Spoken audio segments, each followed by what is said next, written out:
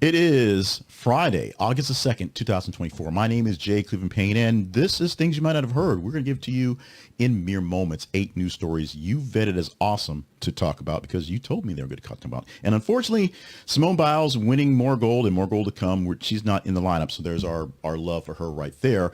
But we have great stories, including the Russian prisoner exchange, which was a surprise to us. We watched it all day long with that drama, plus Britney Spears and Butch Patrick love in a bit. Now, make sure you stop by our website. This is conversationproject.com. Find out all the details about the Conversation Project, how we do things, why we do things, and the most important things, where other sources that you can find us doing other things.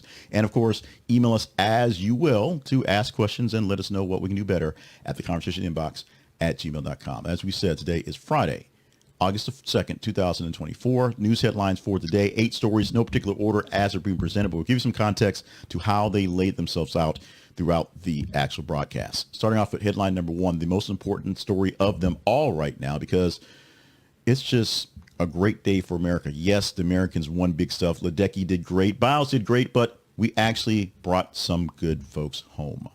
Headline for story number 1. 3 newly freed Americans are back on U.S. soil after landmark prisoner exchange with Russia.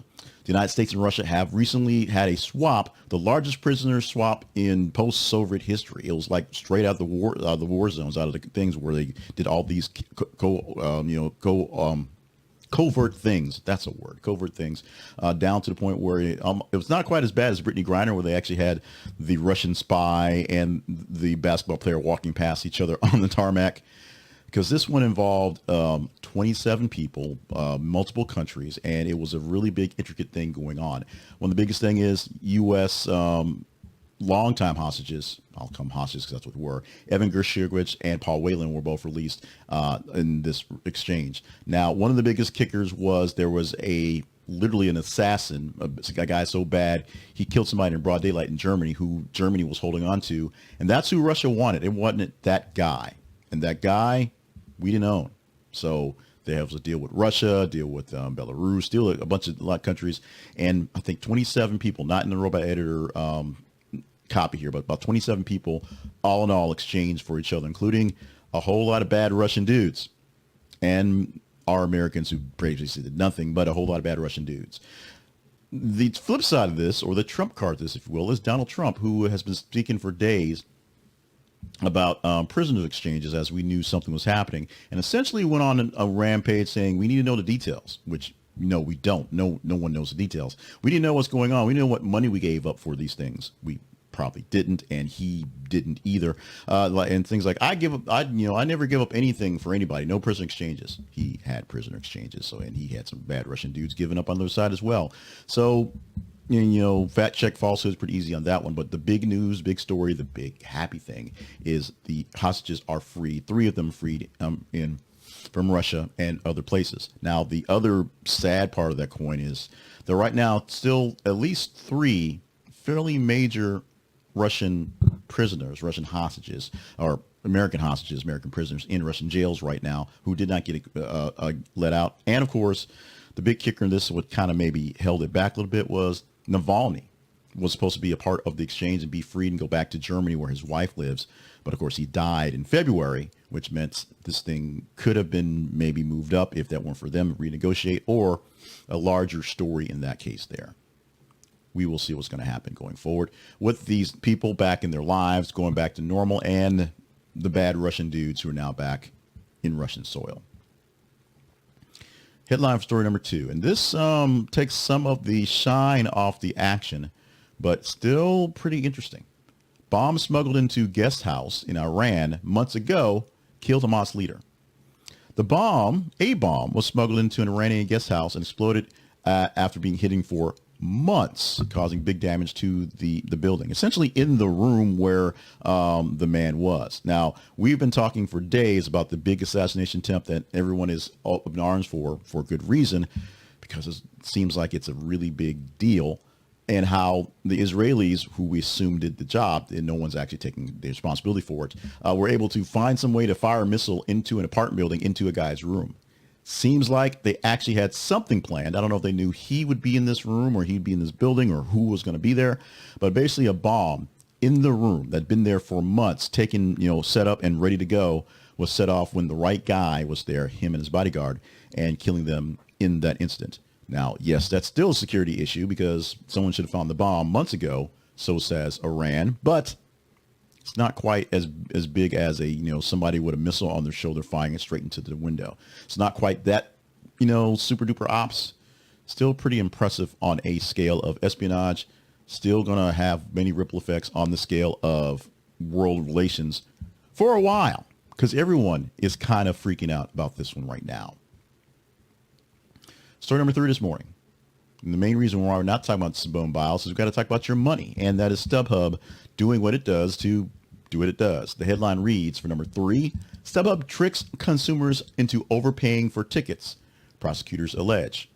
Something that we kind of figure out when you go to StubHub or places like that, where the tickets fluctuate in price based on what's going over. This is coming straight from a prosecutor. StubHub is facing a lawsuit from the Washington, D.C. Attorney General over its use of its drip pricing, and junk fees.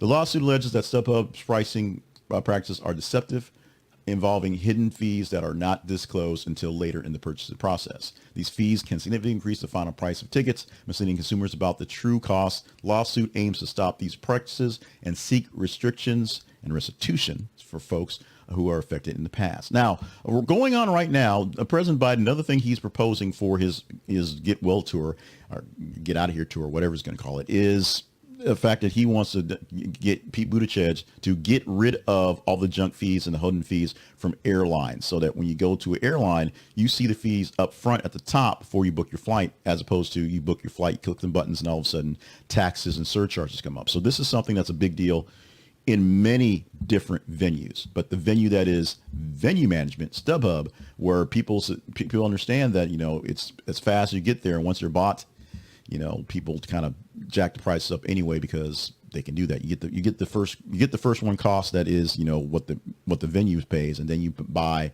on a market where you're essentially competing with other folks. You're auctioning off for the ticket. It's a bad thing. It's a bad deal. It's cost people money, and the Washington, D.C. Attorney General wants to fix that. We'll see if they can fix that. This story hits me straight in the gut because it's affected my family. My wife is a breast cancer survivor as of 5 years this month, actually. And also, we also have the fact that we're both Gen X's, and millennials are not too far behind. The headline for this story reads, Gen X millennials face higher risk of 17 cancers than older generations. From the Robot Editor, we have recent research indicates that Gen X and millennials face a higher risk of being diagnosed with 17 different types of cancer compared to previous generations. This study highlights an increase in incidental rates of cancers such as colon, breast, and kidney among younger generations. Factors contributing to this trend include obesity, lifestyle choices, and environmental exposures. The study underscores that the need for increased awareness and preventive measures tailored to these age groups to address these growing health concerns. As time goes on and baby boomers and definitely silent generation folks are actually leaving us, we're going to be a big group of folks. Combined, Gen X and millennials are going to be a whole lot of people. And as we become older and start to lean on our Zennial and whatever generations call those, we're going to be a big burden. And because of changes in life, changes in lifestyle, changes in the way things work, we are now susceptible to more things. And you would say, well, we smoke less and we drink less. We should have less access to things. It's also more environmental factors, more things like that going on to have those exposures. That's just what it is. Check out the article, check out the study so you can see what the real details are. And if you are someone, any person who's in any demographic, whether you are a younger one or an older one, make sure you get those things checked so you can get them checked early so they can be detected and taken care of as best as possible. Don Lemon's in the news. Elon Musk is in the news. They're in it together, and they're sniping at each other. At least one sniping at one at the moment. The other one will snipe back soon. The headline for number 5 reads, Don Lemon sues Elon Musk over X over the Abrupt end to content deal. Because it ultimately comes down to not good tidings, not good, manners, but cash. Don Lemon has filed a lawsuit against Elon Musk and social media platform X, formerly Twitter, following the abrupt termination of his contract and his deal for content. The complaint submitted in Superior Court in San Francisco, that's where X is, alleges that Musk canceled Lemon's contract through a text message sent to Lemon's agent, which read, "Contract is canceled." Lemon's legal action highlights the unexpected nature of the termination and seeks the redress to the breach of contract. So that's how he ended the contract. He just sent a text, said it's over, which, you know, in some deeply Muslim countries, you can just send a text to your wife and say we're divorced, and it happens. Although they've worked those things out because, you know, technology and stupidity. However, the big issue is Don Lemon was going on the X platform to help promote the new X platform, make some money for Elon, and make some money for himself in his own, you know, right for his show. Well, however they're going to work that out. The details of the money exchange never quite really explained, but since he lost his X show, he had to go to essentially the PayPal, Patreon route and get people to fund him directly, which is a whole nother ball of wax. And while he is pretty successful in this seemingly from the front end, he has had, you know, the ability to have people who are contributing. He has a lot of people following and watching. I tune into him 2-3 times a week for his 5 o'clock shows and things he does for clips.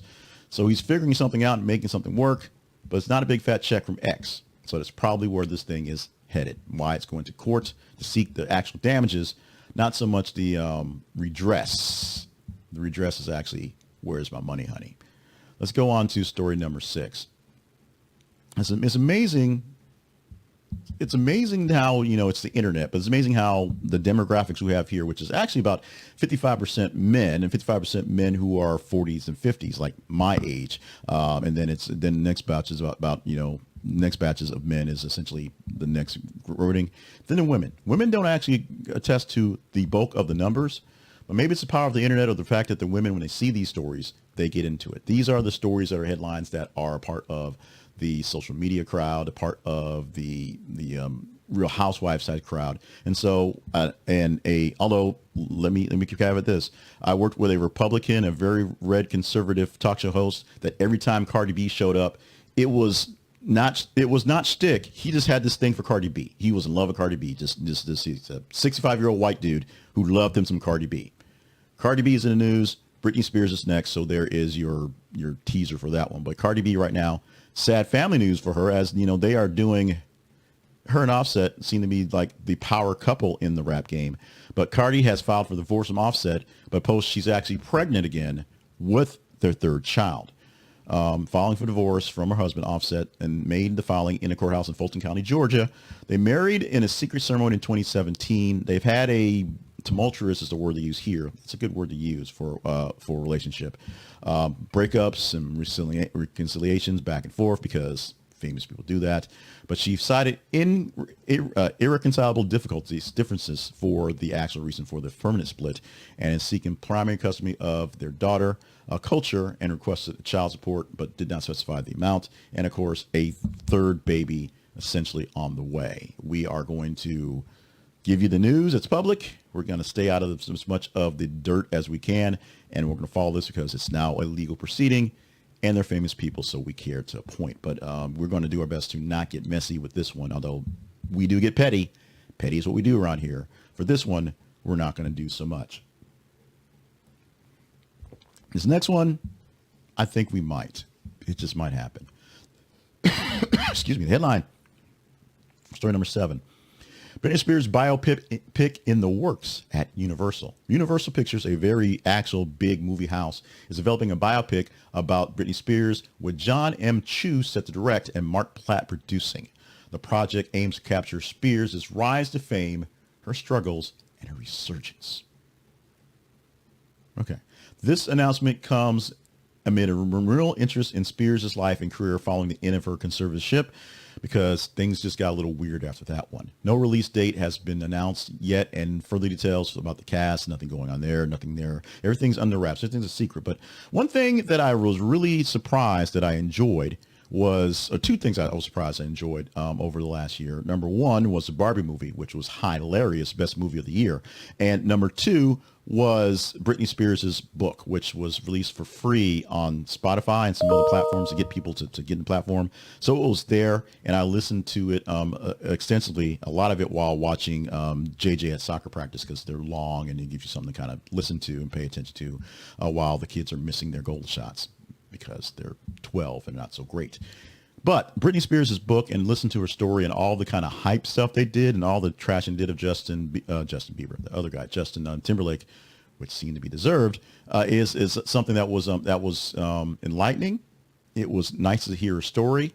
It was a little bit interesting that the story turned out the way it did.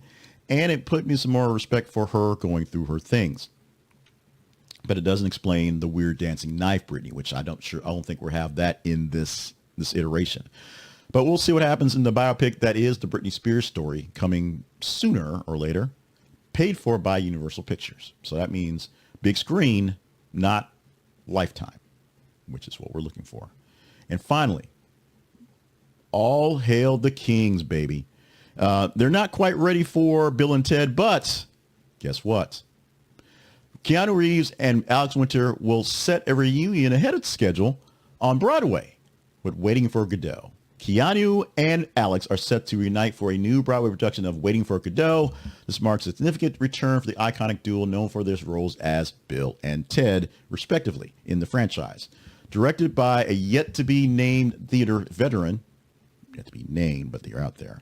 The play will offer a fresh take on Samuel Beckett's classic, combining the actors' unique chemistry with the essential themes of the play. No dates have been set, no premiere time set up, so we don't know how it's going. So this will be a newish take on Waiting for Godot, which is, of course, the famous Samuel Beckett classic, which is about two guys waiting for a guy who, spoiler alert, isn't going to show.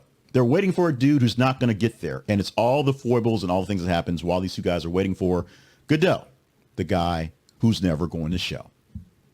I've spoiled the actual, plot line, but there's more things going into it. So it's not just the headline, but yeah, Waiting for Godot, spoiler alert, it's 2024, is a play about two guys waiting for another dude who's not going to show up. You may have been there before. Let's go someplace that we have been before, and that is going to our teaser story for the day. And now we're talking about some of the repercussions from the dismantling of Roe versus Wade. Headline for this story that we could talk about come Monday, because today is Saturday, so we got to go through the whole weekend and see if this one survives, is this. Two couples drop wrongful death suit against Alabama IVF clinic and hospital. This is a very complicated story, a very complicated issue. I'm not going to try to riff it right here, but this is one of the headlines that is going to be out there now, including from the many headlines. We do about 30 plus stories within a span of 24 hours, or actually something like that. And so over a span of about 30 hours in a day, we can get, over 30 stories to chat up and talk about. It is what it is. When you get 3 days worth, that's over 90 stories, 95 or 96 stories in the weekend. This story, or whatever has to survive, will survive the entire weekend. And what happens is, come Monday, we'll take the top 90 or so stories, 90 plus stories, look at them, and rank them based on what's going on to give you 10 stories in this headlines. A whole lot of stories, so a little extra time, but a whole lot to go through. The rest of the week, like today, Tuesday through Friday, we'll give you 8 stories. 8 stories from top 15 to top half of stories from a regular day. Like I say, about 30 a day, so top half stories works for there. 8 of those works out that way. Are we talking IVF and Alabama, which got really hammered very hard as when the Roe versus Wade decision came down, it was essentially cold. That put into jeopardy frozen embryos who are fertilized eggs, and by definition on many places, human life and subject to death or charges of death if destroyed. In this case, they were destroyed before they could actually, have any viability or liability from that, and then people sued them. We talked this up if you deem it worthy. Go to our feeds on Facebook and Twitter. The most important thing you can do is follow us on Facebook and Twitter. Facebook and X, formerly known as Twitter. On X, formerly known as Twitter, it is th_conversation. On Facebook, this is Conversation Project. On those pages, we post news stories about every 50 minutes or so that you can engage in stories and tell us what stories are conversational, what stories are worth talking about. Literally, you and the internet at randoms tell us what stories are worthy of chatting up in these things here. Like them, love them, hate them. Your actual engagement, how will you deal with them? You watch them, you read them, you look at them, you click on the emoji faces. That gives us a score to tell us what we're talking about in the next iteration. We'll do something for the weekend because we have some issues now with our purely scientific method. We're not doing the full ranges with the spreadsheets and the little algorithms anymore because of issues with the actual getting of the data. But we can see the data, we can look at it, and we can kind of scum it through right there. Simone Biles should have been in the thing, but yeah, I had to do Keanu and Alex. I'm sorry. And, the cancer thing was there. We mentioned her, and we mentioned Ledecky. So there you go. The hostages. It's all based on conversational stories that you think are good to talk about, and we do our best to do that here. We'll talk more about that and how that works out after the actual ad. But here, I want to remind you that you go to our feeds on Facebook and X, and you can tell us what to talk about next time. Now, very quick ad for the chess store. We talk about the chess store all week long, so there's not much more to talk about. If this is the first time seeing us, you may think you're getting cheated in the ad, or you may think, wow, he's not going to do the long ad. That's great. However it is, you're not going to get cheated when you go to the chess store and they take good care of you by giving you a chess set. It's a simple transaction. Chess is a beautiful game. It's a game for smarts. It's a game for wellness. It's a game. It's fun. It's actually easy to learn, but hard to master. Once you get the basics of how things moves around, then where strategy comes into play. And you can learn great chess on a great chessboard that you can either have sitting on your dining room table, or maybe take it for travel because you're learning the game, or just have like a big super huge knight that sits on your shelf. I think I'm going to put one of those on my shelves up here going forward. The chess store will take care of you and your chess accessories with great, beautiful replica sets and sets made out of great materials and plastic travel sets that aren't cheap and cheesy. Go to our website because we have an affiliate link there that will give us a small commission for your great purchase. This is theconversationproject.com/thechessstore. This is theconversationproject.com/thechessstore. Check them out today, and see if some more great chess stuff is going to be in your life tomorrow, because that's the shit, obviously. I will do a quick part to our promotion for the day so we can get it out and go and have a great Friday. The Conversation Project lives online at thisisconversationproject.com. Check out our website because we have all the things that your website has. It has replays and write-ups of all the past things we do, things you might not have heard, the weekly wrap up, all the things there. Links to where you can find us at other places. If you're not watching us on YouTube, you can find us on Facebook. If you're not there, find us on X. If you're looking for hot clips, quick takes, stuff like that, you can find us on TikTok and on YouTube Shorts. You can get the email newsletter that comes straight to your inbox without my face or my voice, or you can just get my voice. Maybe it's my face that's a problem. Check the links so you can find us where we are on podcasting and wherever your pods are casted. That's there. It's all there.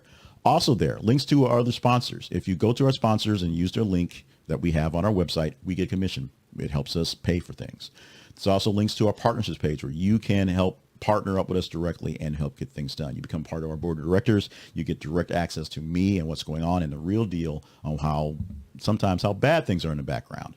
And if you don't want to do that, you don't have the means for it, or don't think we're up to that snuff yet, email us. Email us at theconversationinbox@gmail.com. Let us know what you think about us and try to be gentle. Try to be nice. Try not to be trollish because the internet and all. Of course, the most important thing you do is follow us in the feeds on Facebook and X so we know what stories to talk about in the next iterations. The news is done. The business is done. Let's get to the fun stuff. It is time for things you might ought to know for this day, being August the 2nd. It should be Friday, but Friday, August 2nd, 2024. If you're watching the video, there's a picture of a very spry 71-year-old guy. Hard to believe he's only 71, but it is the truth. It is Butch Patrick. Butch Patrick, who is Eddie Munster. The original Eddie Munster is 71 years old today. Now a very big staple of the signing automobile memorabilia market. That one maybe does sell automobiles. Who knows? He probably has things going on. Butch Patrick is iconic to folks in my generation because we grew up watching the old shows in black and white on the old black and white TVs in the color. And of course, The Munsters, a black and white show about the family of freaks, the family of monsters, and their really weird cousin who was normal, but she was considered a freak. Grandpa and Mom were vampires, and Pop was a Frankenstein. I guess Eddie Munster was a vampire too, I guess. Eddie Munster Butch Patrick, turning 71 years old today. Love also going out to Victoria Jackson, one of the classic stars of SNL from the 80s, 65. And Kevin Smith, big dog, is in the house today, turning 54 years old on the day. Kevin Smith, who essentially lived a whole bunch of lifetimes in a very short period of time. I can say 50 is short now because now that I'm 50, it doesn't seem like it like as much as it was when I was 30 or 20 or in my teens. But Kevin Smith celebrating with candles and cake, maybe a little bit of cake, and giving us more great stuff at 54 years old on the day.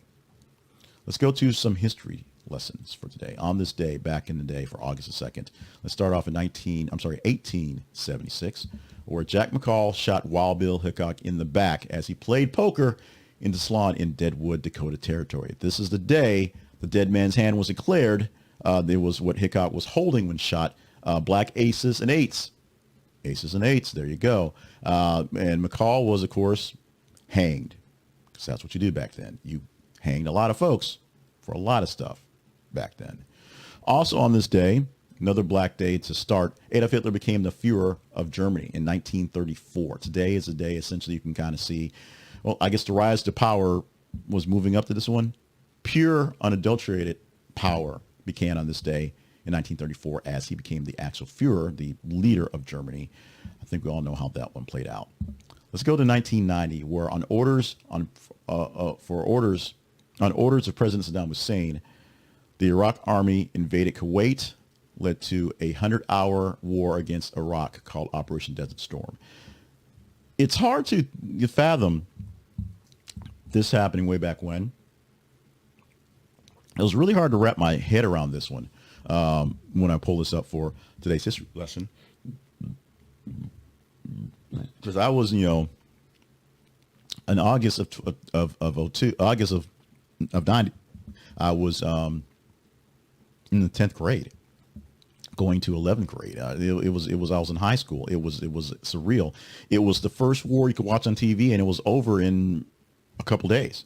It was essentially, we went over there, we laid down some scuds, we blew up some Patriots, we blew up some scuds, and it was over pretty quickly. And then it started our long-time territorial stint in the desert for an actual war that was, less than 100 hours for us to spend, 30 years there. We are who we are, unfortunately.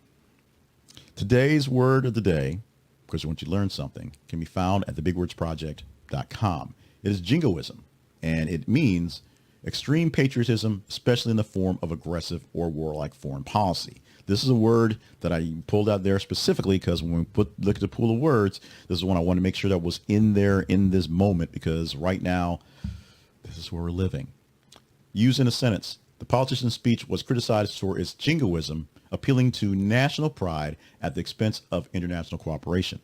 So this is a word that I want you to remember, maybe not use because I'm not sure what context you'll have it in use, but keep it in your back of your mind when you hear it, when you know it, when you see it, when you understand sort of how we're living these days. Jingoism is your word for this August 2nd. Let's add some positivity on top of that one, because that was not exactly a boosting, breaming word. Here's a daily affirmation to help you feel a little better. I'll surround myself with positive people who will help bring out the best in me. This affirmation will boost mental health, because surrounding yourself with positive people can significantly improve your mental health by reducing stress, anxiety, and depression. A positive environment encourages a healthier mindset and emotional well-being. We heard this. It was a big mantra in the personal development world. Now it's not so it's kind of gosh, if you will. But the whole you are the average of the 5 people that you hang around, which is kind of a truth. You are the average of the people you live around, you be around, you act around.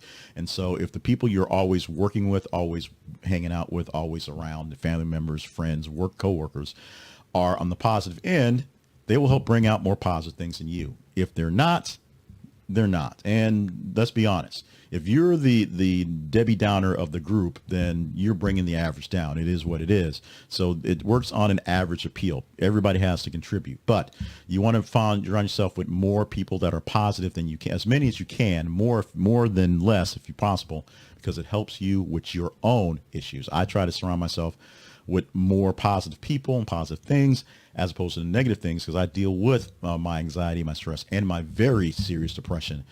So in order to not be so depressed, I try to eliminate as many extremely depressing people out of my life. It's tough sometimes, but it's necessary to literally survive. Now, celebrate some good times, great times today. It's Friday, and Friday is a great day, and it's August 2nd to celebrate Ice Cream Sandwich Day. On August the 2nd, National Ice Cream Sandwich Day encourages us to cool off with one of our favorite frozen treats, whether it's vanilla, strawberry, or the magical Neapolitan. Between two chocolate wafers, or maybe it's the blondie type, the dessert is sure to hit the spot on a hot summer day. The original ice cream sandwich sold for a penny in 1900 from a push cart on the Bowery neighborhood of New York. Newspapers never identified the name of the vendor in the articles that appeared across the country, but it's a big deal. However, the ice cream sandwiches between milk biscuits became a hit because why the hell not? Soon push carts popped up around the country doing the same thing. Early pictures showed beachgoers at Atlantic City getting their ice cream cones for about a penny each way back when. If you need an alternative or just actually something to do along while eating your ice cream, it's also Coloring Book Day and World of Four-Leaf Clover Day. I doubt you'll find that four-leaf clover, but you can get a coloring book and eat one or eat an ice cream sandwich while coloring, or eat an ice cream sandwich while you're looking for that four-leaf clover. Good luck with that one, by the way. Today, we are done. We've wrapped up our things you might not have heard and things you might not know for this Friday, August the 2nd, 2024. I want to do a quick thanks to our partners that we have in the books right now. A cup of coffee level partners who are $5 a month include Harold Braxton, Colby Green, and Eldon Kidd. Our spare change, it's $1 a month, but we'll take it. Joy Winter's giving us $1 a month for what we can do with it. We can buy a couple cups of coffee. It makes a difference. So if you want to be a part of the fun and know more details about what's going on that's not so fun, check out the partnerships page at our website. This is a conversation project, and you can be a partner for various things. It's also one-time donations you can give as well to give us some boost going forward. Life is good. Life is great. Life is awesome, even when life doesn't feel so great to you right now. So make sure you remember that. Keep that in mind, because there are alternatives, but there should be no alternative, because your life itself is great on its own. Make sure you're with us for the weekend shows. We'll tell you about the weekly wrap-up, some of the stories that were the biggest ones that we talked about this week, including, yes, some Mr. Simone Biles, because you guys jumped on that one big time. And yes, I know his name is Jonathan Owens. He's a great football player, but he's Mr. Simone Biles. They'll live with it. It'll happen. Plus, other great stories happen, including this Russian prisoner exchange and a whole lot of Trump. Lots of Trump happening this weekend. Make sure that you are following us on the feed so we know what we're talking about going forward. Consider being a partner, considering job by our sponsors, and just have a great Friday. Love you guys. Mean it so much. Thank you for being with us here. We cannot do this without you, so we're glad to do it with you. Let's do more of it come next week for things you might not have heard.